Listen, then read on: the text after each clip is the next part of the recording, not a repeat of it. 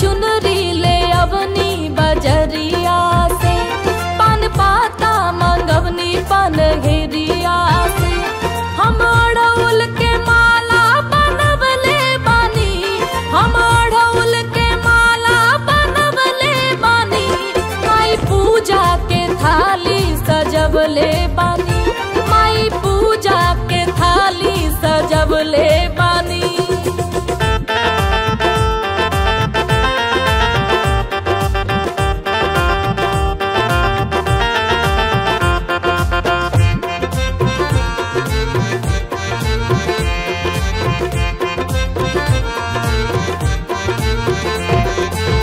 गैया के घिउआ से दिउआ जरवनी, भोगवा लगाई हलवा पूड़ी बनवनी।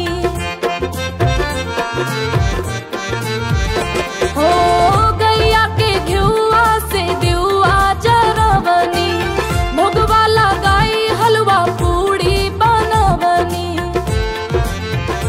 हम चौका चननिया पुरवले बानी, हम चौका चननिया पुरवले बानी। माई पूजा के थाली सजवले बानी, माई पूजा के थाली सजवले बानी।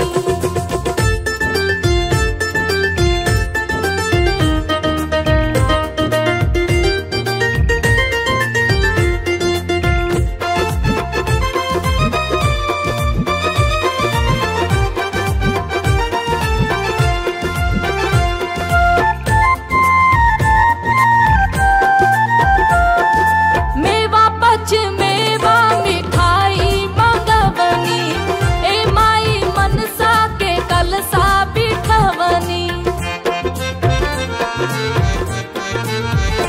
हो मेवा पच मेवा मिठाई मंगवनी, ए माई मनसा के कलसा बिठवनी।